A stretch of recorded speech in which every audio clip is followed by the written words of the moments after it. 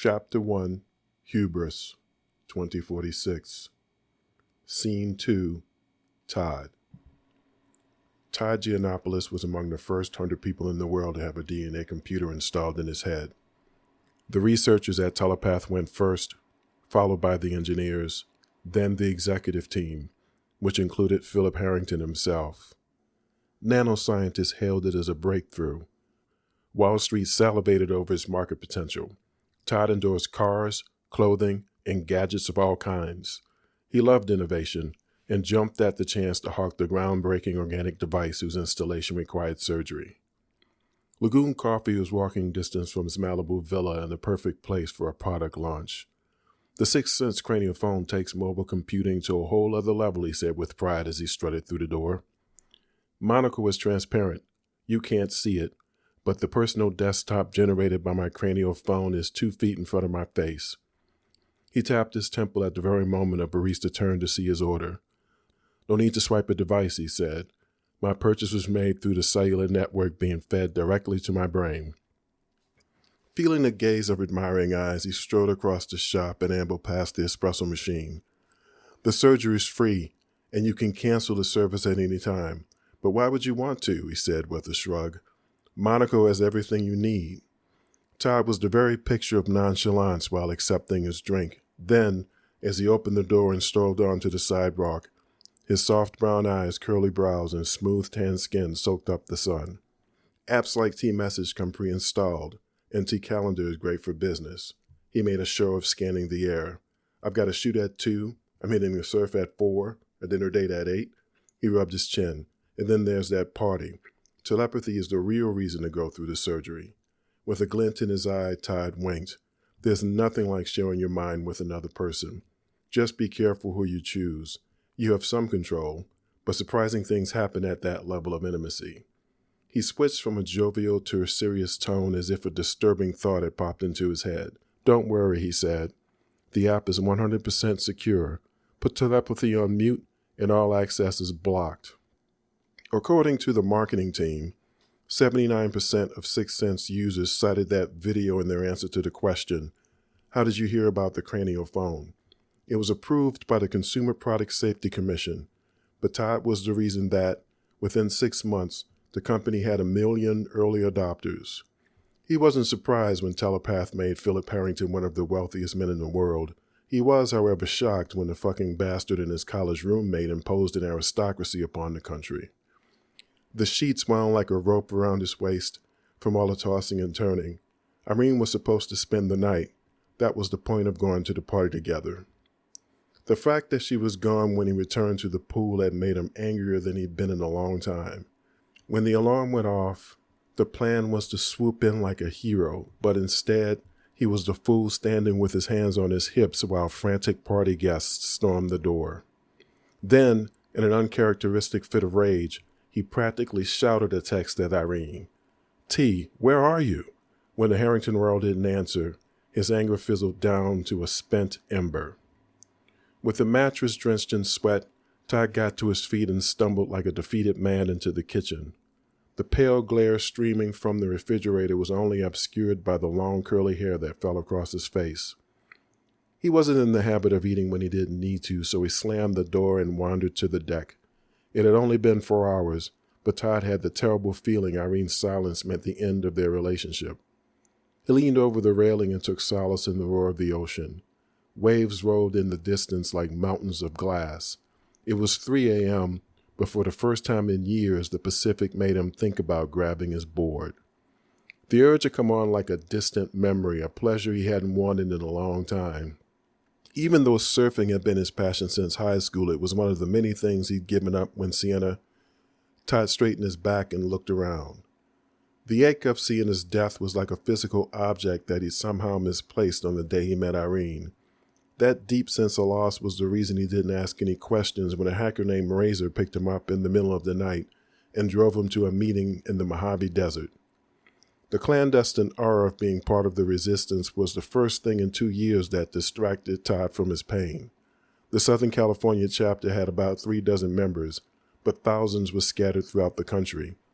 The Pop Watchers were on the government's official domestic terror list.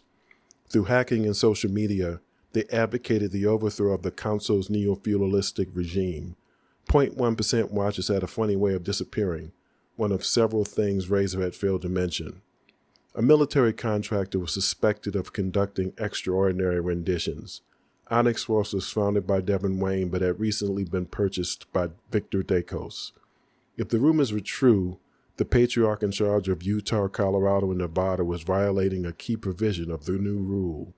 Watchers were missing all over the Midwest, the South, and the West Coast, which could only mean that Onyx Force was operating outside of Victor's domain.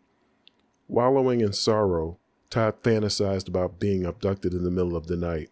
Believing that would eventually put him out of his misery, he didn't hesitate when a need for a famous person was brought to his attention. The salon was the most exclusive party scene on the planet, and Todd was the only watcher in the country who'd reached every level except Platinum.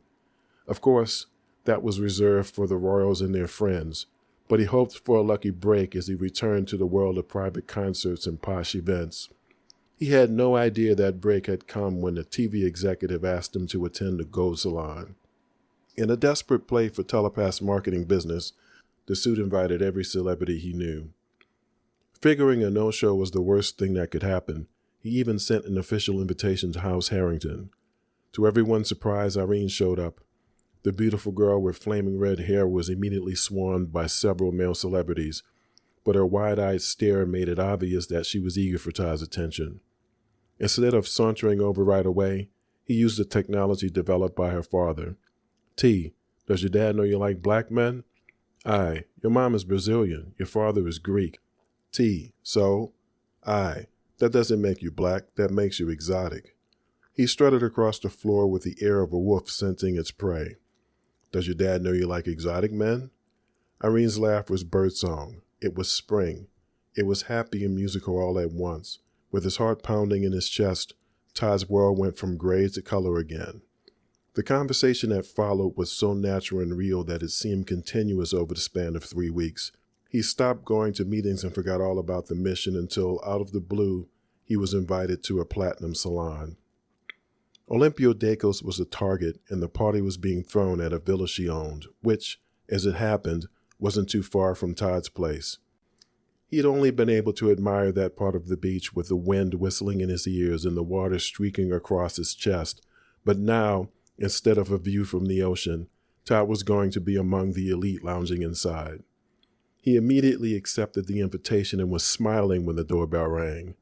Standing on the stoop like a stray cat, Razor dragged him back into the world of the resistance. Todd stewed on the couch as they talked on the deck, feeling as if he'd been stabbed with a filthy knife. Olympia, of course, had better cybersecurity. Razor's dossier on her was a worthless piece of shit. Apparently, Todd thought, you're not able to read her emails or texts like the ones he sent yesterday to Irene. The party started at 7, and she was due to meet at his villa at 4. T, you on your way? I, yeah, the designer's almost done. T, designer? I, for the new house. T, you're in Manhattan? I, that's where I live, silly. Pausing in the middle of buttoning his shirt, Todd recalled how, when they agreed to meet, Irene would never allow him to pick her up. Today's rendezvous was the first time they weren't meeting at a public place. Aye, let me finish up. I'll be there in a bit. Todd rolled his eyes, threw the shirt on the bed, and grabbed the six-pack on his way to the deck. He understood why it was taking her a while to trust him. Okay, she wasn't ready to be alone, but she didn't have to run all the way back to New York. The flight to Santa Monica was 6 hours, and his stomach had been grumbling since 3:30. Todd decided to make a sandwich as he downed the third beer. He brought the rest back to the refrigerator and grabbed an avocado, honey mustard turkey, and 2 thick slices of sourdough bread. He was in the middle of stacking and slicing his creation when the doorbell rang. Fuck, Todd shouted. Then, through gritted teeth, he hissed, how could I have been so stupid? It only made sense that a group dedicated to watching the 0.1% would feel perfectly comfortable monitoring its members. Todd was still against the council, but this hacking had to stop. When the bell rang again, he stormed through the living room, swung the door open, and growled, leave my girlfriend out of this. Whoa, Irene said, stepping back. What's the matter with you? Oh my God, In an effort to play it off, he ran trembling fingers through his hair. "Thought you was someone else," Todd said. Her green eyes were wide as she tilted her head to one side and peered warily into the house. "Todd," there was a quiver in her voice, "who did you think I was just now?" His heart sank in his chest as he groped for an answer. Celebrity was part of the reason he was in this mess. Scapegoating had been useful for avoiding the wrong parties, declining interviews, and turning down unprofitable photo shoots. So the lie formed in his mouth like muscle memory. "My agent," he said, "the little prick found out about us. Wants me to use that. Says it'll boost my profile." When Irene clenched her teeth, her tone sent a chill through his spine. "What did you tell him?" "No," Todd yelled, throwing his arms wide. "I told him no." As if he'd triggered some kind of sensor, there was a rustle of leaves, followed by the slither of a long tubular object. When the metal drone reached the bottom of the tree, its 4 appendages emerged. The legs came first, then the arms. At full height, the thing was 8 feet. Red lights at the top of its carapace made it look like a futuristic demon. The council maintained the illusion of freedom as part of its deceit, but autonomous weapons like this were how it held an iron grip on the country. In less than a minute, 5 drones formed a perimeter. One false move and Todd was dead. As he raised his hands to reveal that he wasn't armed, he noted that Irene was completely indifferent to the killing machines. According to the new rule, House Harrington's security wasn't allowed to operate outside of the Northeast. In exchange, her protection was guaranteed by Ignacio Tafuri, the patriarch of California, Washington, and Oregon. With a vein throbbing in his temple, Todd counted to 3 and lowered his voice to a whisper. "I swear," he said. "I told him no." To his immense relief, Irene's face softened. "Todd," she whispered back, "you know I can't." "Of course. That's why I shouted, 'Leave my girlfriend out of this.'" She shifted her weight to one leg and folded her arms. "Yeah," she said, "about that." When Todd blurted, "This isn't how I wanted to bring it up," she raised an eyebrow, pantomiming his next word. "But," he let out a breath, "I want to know what you think about being exclusive." "There," he thought, "I said it." Like a princess tossing her coat to the ground, she dropped her reticence and moved in for a hug. "Do you?" she chirped as they embraced. The drones broke their perimeter and slithered away. In an instant, her company went from being the most dangerous to the safest place in the country. With Irene's head level with his chest, Todd closed his eyes, touched his chin to her hair, and inhaled the fragrance of vanilla with a hint of rose.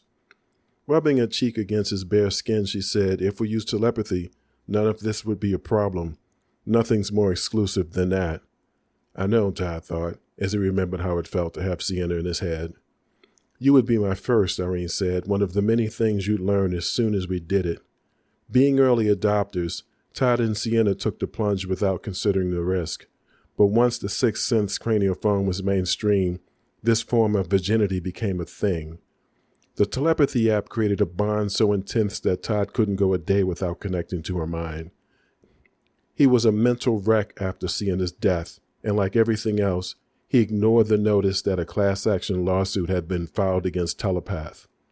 The litigants were mainly people who'd made the mistake of connecting with degenerates like thieves, rapists, and murderers. T-Message, T-Calendar, and T-Wallet were basic utilities, but telepathy exposed users to an entirely new world, which, depending on the other person, was either a wonderful or a terrible experience. Before being allowed to access the app, psychiatric screening was now required, but awareness had settled among the craniophone community. A critical mass of Sixth Sense users were holding off until marriage. Todd had proposed. Sienna loved the ring. They would have been husband and wife if she'd only lived another week. Fighting back tears, he tightened his arms around Irene. If it weren't for this crazy fucking mission, there wouldn't be another woman in his heart. "I thought you were in New York," he whispered. She nuzzled her nose into his chest. "I can be anywhere on the planet within the hour. We have an airship. When I was born, Olympia's dad gave it to my family as a gift." His eyes shot open. "Is it supersonic?" "Faster than that. You've got to see it to believe it." Advanced technology had paved the way for America's new royalty. Being a consumer product, the Sixth Sense craniophone was more regulated than the pharmaceutical industry. Vortex, on the other hand, was shrouded in secrecy. Its main customer was the U.S. military. As part of the family's lore, Olympia Dacos was known for being more than just a royal. She was also a top scientist in her father's company. Feeling this was all too much, Todd let out a breath and said, "I need a drink." He stepped aside. "I know it's not what you're used to, but..." Irene's mouth practically fell to the ground as she peered up at the giant portrait hanging on the wall opposite the door. The bright brown eyes of Carolina Giannopoulos seemed to sparkle, and her supple lips and smooth tanned cheeks bore the hint of a smile. "Wow," Irene said, "your mom's beautiful." The eye color and skin tone cemented the resemblance, but Todd got his curly hair and sharp angular features from his father. "Yeah," he said, "I don't have a lot of photos of my dad, but my mom is all over the place." She laughed as he wrapped his arm around her waist and guided her to the kitchen. "What's so funny?" he said. Honestly, she gave him a side-eyed glance. "That's pretty heavy competition." He wondered how she was going to react when she found out about Sienna. Buoyed by the truth, his voice was level when he said, "Believe me, Irene, you're not competing with my mother." Then who was the question in her eyes?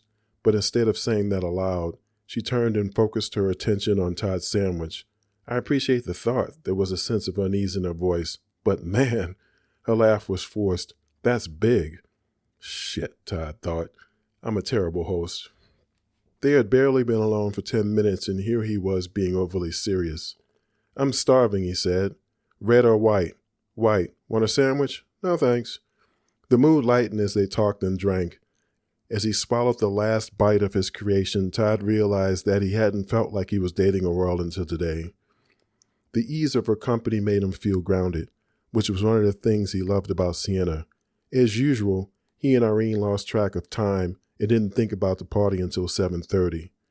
"I know she's your friend, but do you mind?" Todd asked. "I'm always fashionably late." "How far is the walk?" He laughed. "Her villa's on the same street, but we're not neighbors. I hate to break it to you, Princess, but this is South Malibu. You may as well be in Topanga Beach."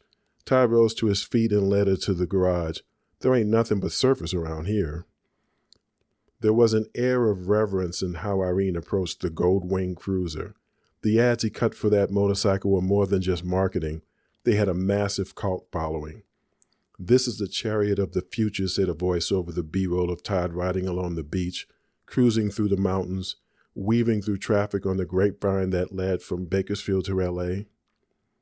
Todd was known for wearing leather when he rode around town, but he was dressed up like a gladiator in that video.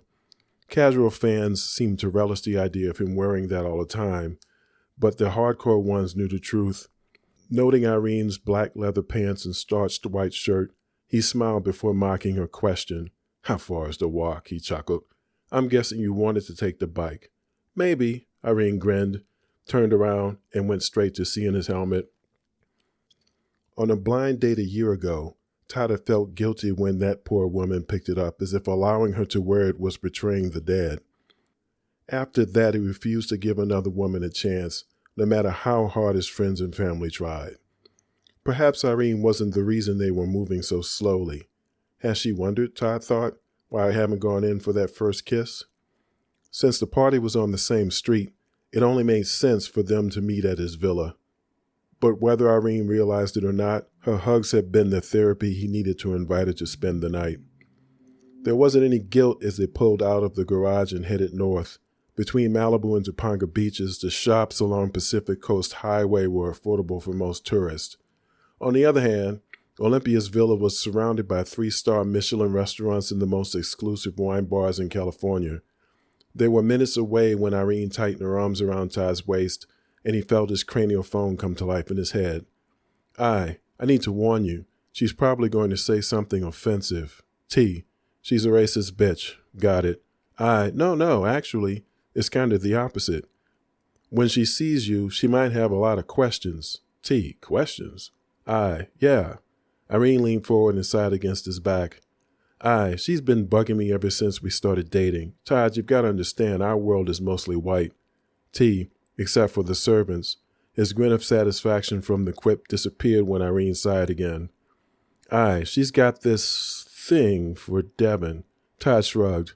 T, what does it have to do with me?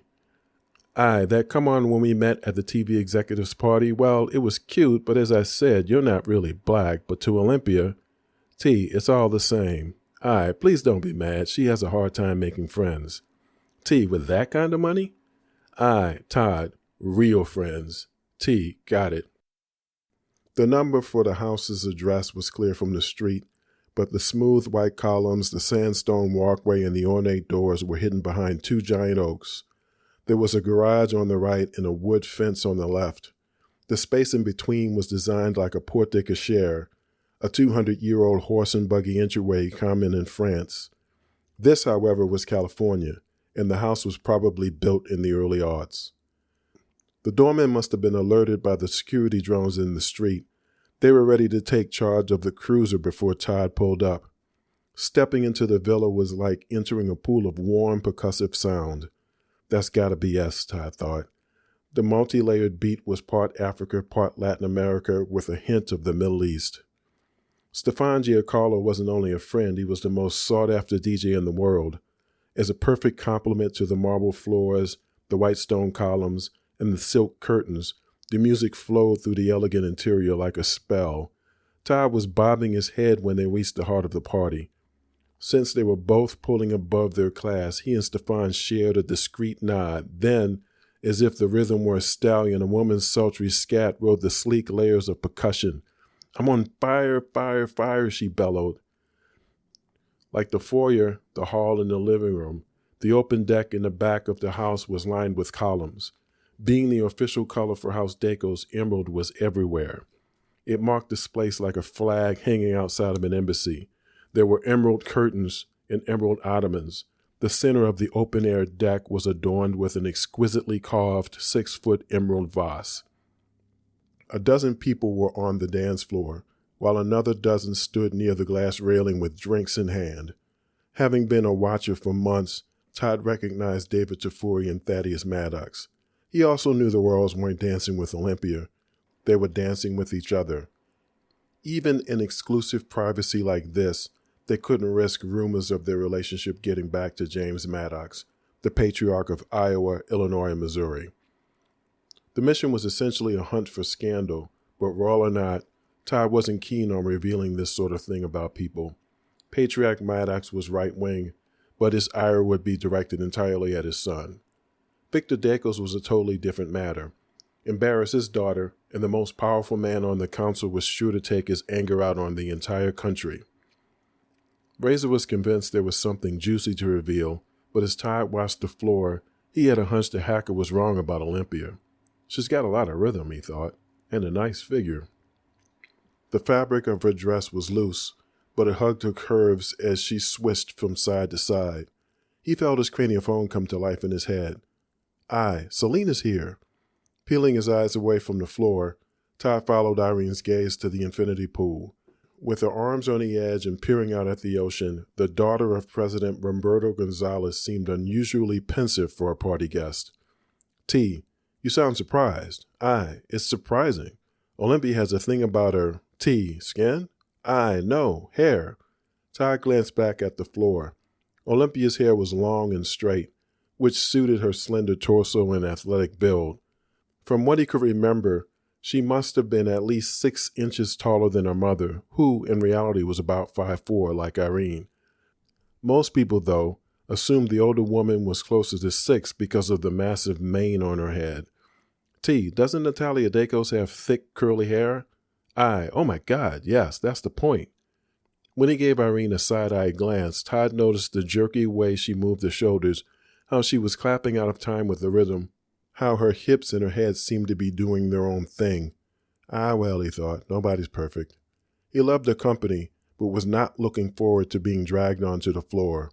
Thinking quickly, he shot her a text. Want a drink? Yeah, white wine, please. Then, just as he expected, she darted toward the other Royals. The main bar was level with the pool, so the swimmers wouldn't have to leave the water. Todd ordered their drinks, then turned around to admire the splendor of the house. With the air of a dark angel, Devin Wayne stared down from the upper deck.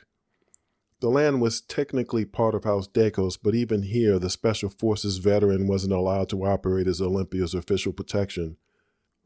The party planner must have added his name to the list of guests House Decos was required to file with House Tafuri. But surely, Todd thought, With his son here, the patriarch would get wind of this.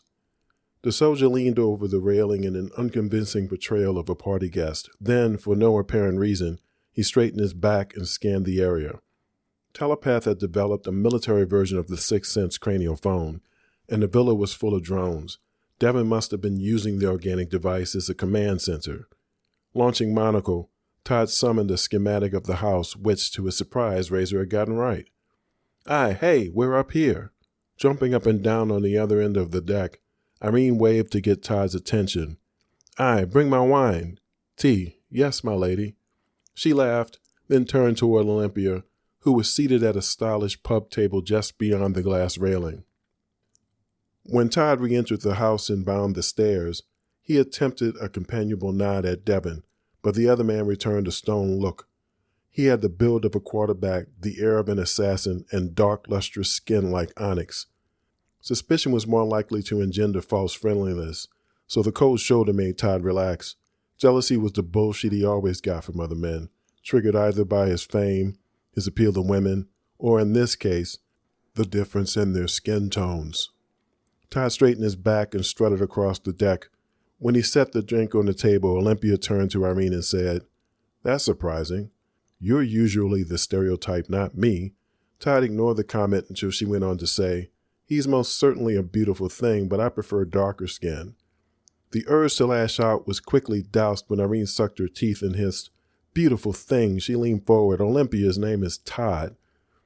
When he slid onto the couch and wrapped his arm around her shoulder, she accepted her wine with one hand and caressed his leg with the other.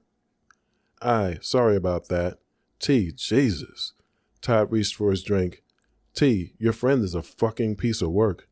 As if privy to their exchange, Olympia rolled her eyes. Porn data show a correlation between attraction and accessibility. Porn data? Irene spat. Olympia waved a hand dismissively. People lie when you ask questions like what really turns you on, but their internet behavior is revealing. A person's true desire is obvious when they spend a lot of time watching one video after scrolling quickly past a dozen others. She took the glass from Irene's hand and sipped. Hey, Irene said, taking it back. Get your own. Olympia shrugged. The data are clear. We want the thing that isn't readily at hand. Irene rolled her eyes. Speak for yourself. Do you really think he's not into your rosy skin and red hair? Todd blurted, What's the deal with you and hair? Irene choked on her wine when Olympia shot her a look. You told him. I didn't, Irene squeaked. The Dacos rolled out of breath, then locked eyes with Todd. Everyone thinks my mother is beautiful because she has curly hair. She waved a hand over her head. And I have this, which I used to think made me ugly. Ugly? Todd spluttered. Olympia sucked her teeth. Don't worry. She glanced down at the pool.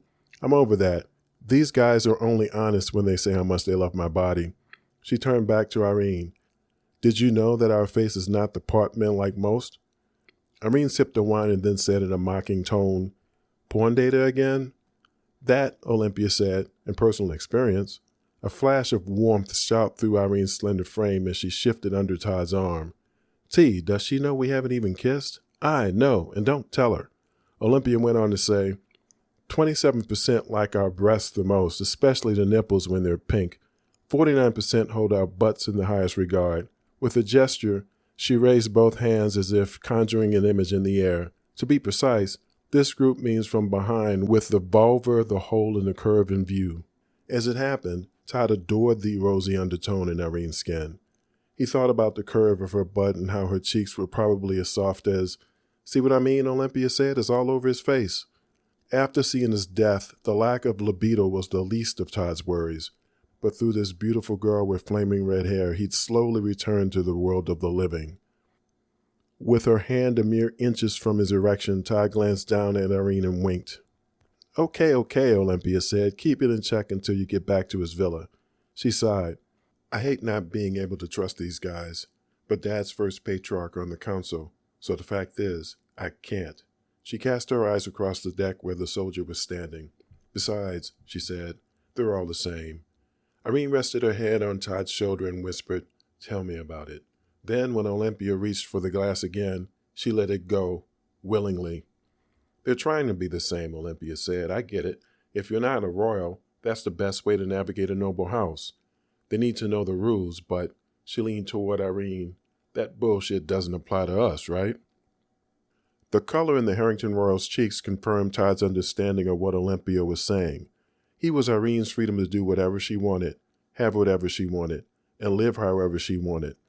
In addition to being a beautiful thing, Todd was an idea, or rather, the actualization of an idea. Tapping his leg, Irene said, "I'll be at the pool." Olympia nodded at the house. "There's a suit for you in the bedroom, third door on the right." "Aye. Coming?" Todd scooted over to let her stand. "T, I'll be down in a bit." When Irene lifted her chin, straightened her back, and strode across the deck, it looked as if she was headed inside, but out of the blue, she detoured in Devon's direction. Being over 6 feet, the soldier had to lean down to hear what she was saying. When they shared a laugh, Olympia hissed, "What the fuck is that about?" Todd's mouth was so dry that he had to run his tongue over his lips before saying, "Beats me." There was a jig in Irene's step when she disappeared into the house. Devon returned his attention to the ocean as if he were the only person who remained on the deck. "You know," Olympia said, "I don't really think I want him because he's black." She sighed. "That's a social construct anyway. I think it's because—" She reached back, wrapped her hands around her hair, and then pulled the strands like a shy little girl. "I think it's because he would never choose me." Todd barked out a laugh. "What?" he said. "Okay." She raised her eyes to the sky and donned a naughty grin. "If he met me somewhere in a bar and didn't know who I was, I could totally get him to come over, buy me a drink, and, you know." Todd shook his head, raised his glass to his lips, and wondered whether all the royals were this interesting. But in this situation, Olympia waved her hand around the villa. "He can't. My dad's his boss, so he can't." She met Todd's eyes, which means that if I got him, the relationship would be real. The 4 hours between then and now may as well have been an eternity. Todd leaned over the railing of his deck and admired the brief moment of calm that had formed in the ocean. The ride back to his villa was weighted down with a heavy sense of loss. In the short span of 3 weeks, he'd grown used to not being alone. The wind picked up suddenly, and the Pacific returned to its usual roar. Wondering whether he would ever see Irene again, Todd felt his cranial phone come to life in his head. I'm sorry." With his legs buckling from the surge of relief, Todd ignored the pounding in his chest and composed a response with his mind. "T, I'm happy to see you're okay. I looked for you when I came back. Where did you go?" Did you hear the alarm?" "T, yeah, that was crazy." A terrorist got in the house." "T, oh my God." I know, right? Whoever it was, they managed to steal security video." "T, why would anyone want that?" Olympia was the target, we think. A video of her and Devon is all over the internet." "T, Jesus, that's terrible." I know, right? They attack and attack in spite of all the things the council has done." "T, so where did you go?" Olympia and I are with my parents." She was upset because she knew her father would overreact. Well, duh, Todd thought. That was the point. They were with the president's daughter when Selena looked up and said, "God, Olympia." She scrunched her mouth in disgust. "What the hell?" Following her gaze, Todd caught the very moment Olympia placed both hands on Devon's butt. The soldier's eyes went wide when she squeezed. "No," Irene gasped. Making her video go viral isn't easy, but the watchers are a force multiplier. Thousands of people spread throughout the country, each with a different network, shared the moment the Dacos royal molested her father's head of security. If the act had something to do with sexual orientation, Todd would not have pulled the trigger, but this was an obvious power play. All Devon could do in response was to turn around and wag his finger as if to say, "You naughty girl." Razor had been right about the location of the servers. "You're inside the firewall," the hacker had explained. "Stealing footage will be easy." Pretending to use the bathroom, Todd uploaded the video and watched the global reaction in real time. He felt like a spy as he marched back to the pool, but when he got there, Irene was gone. You asked if I wanted to be exclusive. Well, here's a way to do it." As part of an invitation to connect, telepathy sent a sample of the other person's thoughts. Todd stiffened as Irene pushed her fear against his mind. All he had to do was unmute, and through the app, He would know everything about her, and she would know everything about him. Steadying himself against the railing, Todd wondered, would she understand if I let her experience the whole story?